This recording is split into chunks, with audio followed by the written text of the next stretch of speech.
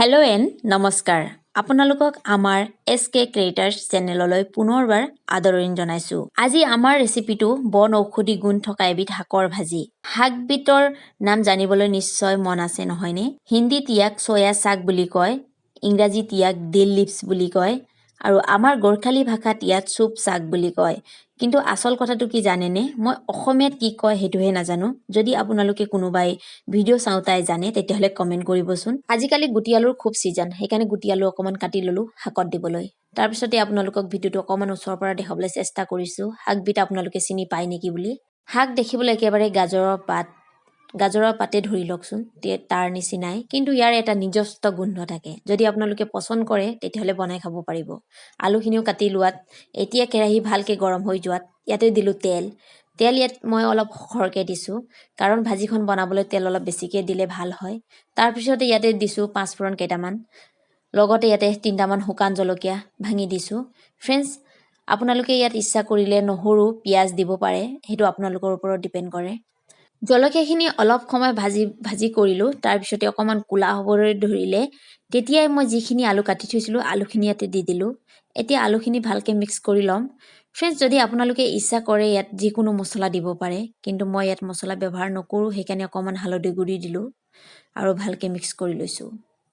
ভাজিখন অলপ সময়ৰ কাৰণে শুকানকৈ ভাজি ল'ব লাগে। ইয়াতে মই ঢাকোনে কভাৰ কৰা নাই, এনেকৈ ভাজি ল'ম। ফ্ৰেণ্ডছ, আলুখিনি 80% সিজালৈকে ভাজি কৰিম। তাৰপিছতে যিখিনি শাক আমি বাছি থৈছিলোঁ চুপ শাক, সেইখিনি ইয়াতে দি দিম। শাক সিজিবলৈ 2 বা 3 মিনিট সময় লাগিব আৰু আগতীয়াকৈ দিলে মানে কেৰাহীত লাগি ধৰে, সেইকাৰণে বেছি সময় আগতে নিদিওঁ।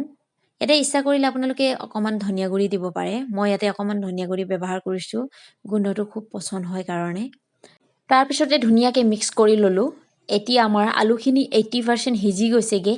এতিয়া মই ইয়াতে যিখিনি চুপ শাক ৰেডি কৰি থৈছিলোঁ কাটি ধুই পখালি, সেইখিনি শাক মই ইয়াতে দি দিছোঁ। শাকখিনি দিয়াৰ পিছত আমি সঘনাই লৰাব লাগে, নহ'লে সোনকালে কেৰাহীৰ তলিত লাগি ধৰে। যিমান পাৰে ইমান আপোনালোকে লৰাবলৈ চেষ্টা কৰিব, তেতিয়া তলিত লাগি নধৰে। অলপ সময় এনেকৈ লৰাই ভালকৈ সিজাই ল'লোঁ। তাৰপিছতে এতিয়া মই অথনিয়ে কৈছিলোঁ একেবাৰে শেষত নিমখ দিম বুলি। এতিয়া মই ইয়াতে সোৱাদ অনুসৰি নিমখ দি দিলোঁ। পৰিমাণটো চাই কিমান নিমখ লাগে সিমানখিনি দি দিলোঁ। তাৰপিছতে এয়া ভালকৈ মিক্স কৰি ল'লোঁ আৰু এতিয়া বেছি সময় সিজাব নালাগে, জাষ্ট অলপ সময় সিজালে আমাৰ ভাজিখন হৈ যাব। আৰু ফ্ৰেণ্ডছ, আপোনালোকে জানেনে এই শাকত কেলছিয়াম, ছ'ডিয়াম, আইৰণ যথেষ্ট পৰিমাণে পোৱা যায়। সেইকাৰণে যদি আমাৰ গাৰ বিষ হয়, কেতিয়াবা টোপনি নধৰে, তেতিয়াহ'লে এই শাকৰ ভাজিখন খাই দিলে ধুনীয়াকৈ টোপনিও ধৰে আৰু গাৰ বিষো নাইকিয়া হয়। আৰু এটা কথা আপোনালোকক জনাওঁ যে আমাৰ গোৰ্খালীত এই শাকৰ যোনটো গুটি হয়, চুপ গুটি, এইটো গুটিৰ এটা বহুতো গুণাগুণ আছে জানেনে? যেতিয়া আমাৰ গোৰ্খালীত কোনোবা এজনী তিৰোতাই ল'ৰা ছোৱালী জন্ম দিয়ে, সেইটো সময়ত মানে ইয়াৰ গুটি যোনটো চুপ গুটি আৰু এটা আছে চৌচুৰ বুলি কয়, এইটোৰ বেলেগ কিবা নাম নাজানো বাৰু, চৌচুৰ, 2টা মিক্স কৰি পাউডাৰ বনোৱা হয়। আৰু পাউডাৰ বনাই অকণমান চাউল, ধৰি লওক আধা কেজি বা কিমান চাউল তিয়াই থৈ, যেনেকৈ পিঠাগুড়িৰ বাবে আমি খুন্দো নহয়, তেনেকৈ খুন্দা হয়। তাৰপিছতে ঘি ধুনীয়াকৈ তাৰ পোহা বনোৱা হয়, চেনি অকণমান দি আৰু যথেষ্ট পৰিমাণে ঘি দি বনোৱা হয়। তাৰপিছত আমাৰ যোনগৰাকী তিৰোতাই ল'ৰা ছোৱালী জন্ম দিছে, সেই তিৰোতাজনীক খাবলৈ দিয়া হয়। এতিয়াতো আমাৰ 7 দিন বা 5 দিনলৈকেতো মেডিকেলতে হয় কেতিয়াবা, তাৰ পিছৰ সময়ডোখৰ দিয়া হয়, মেডিকেলতো দিয়া নহয় বাৰু। মানে তিৰোতাগৰাকীয়ে খালে হেনো কাৰোবাৰ যদি মানে তেনেকুৱা বাচ্ছাৰ বেবীৰ মাকৰ যদি ফিডিঙৰ প্ৰব্লেম থাকে, ফিডিঙো ধুনীয়াকৈ কৰাব পাৰে। আৰু তাৰ যদি কিবা ব্লিডিঙৰ প্ৰব্লেম থাকে, সেইটো অলপ ভাল হ'ব বুলি কয়। তাৰপিছতে যদি মাতৃগৰাকী গা বিষ হয়, শুব পৰা নাই, তেনেকুৱা টাইপতো তেনেকুৱা বেমাৰ হয়েই, সেইটো সময়ত যদি এনেকুৱা পোহা বনাই দিয়া হয়, তেতিয়াহ'লে অলপ হ'লেও সকাহ পাব বুলি কয়।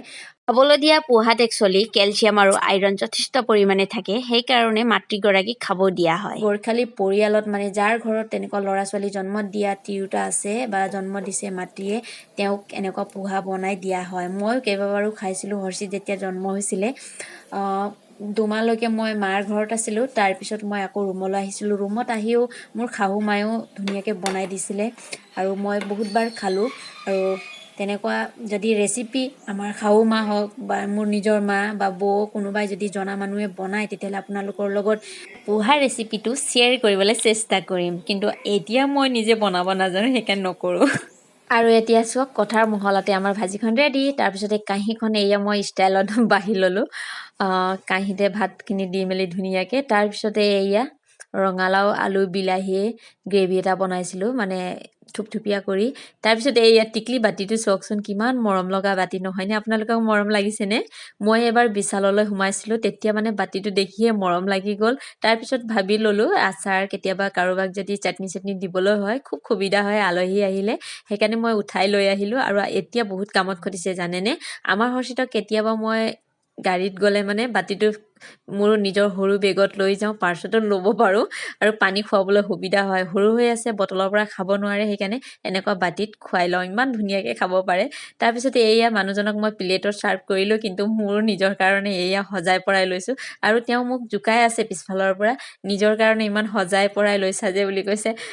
আচল কথাটো কি, তেওঁ মানে এনেকৈ সজাই পৰাই দিলে বেয়া পায়, খুব মানে কিনো কৰি থাকা বুলি কয়। সেইকাৰণে মই এনেদৰে নিজৰ কাৰণে সজাই পৰাই লওঁ। তাৰপিছত এয়া দেখিছেনে, ভাজিখন একদম ধুনীয়াকৈ ৰেডি হৈ গ'ল। এয়া আজিৰ আঞ্জাখন আৰু এয়া থালিখন। আৰু আপোনালোকে বাৰু আমাৰ ভিডিঅ' চাই কেনে পায় জনাবচোন। যদি ভাল লাগে লাইক এটা কৰি দিব আৰু কাষতে লাগি থকা বেল আইকনটো প্ৰেছ কৰি দিব। যদি আপোনালোকে আমাৰ চেনেলত নতুন হয়, চেনেলটো ছাবস্ক্ৰাইব কৰি থ'ব। আজিলৈ ইমানেই, আকৌ লগ পাম নতুন এটি ভিডিঅ'লৈ। Bye bye friends.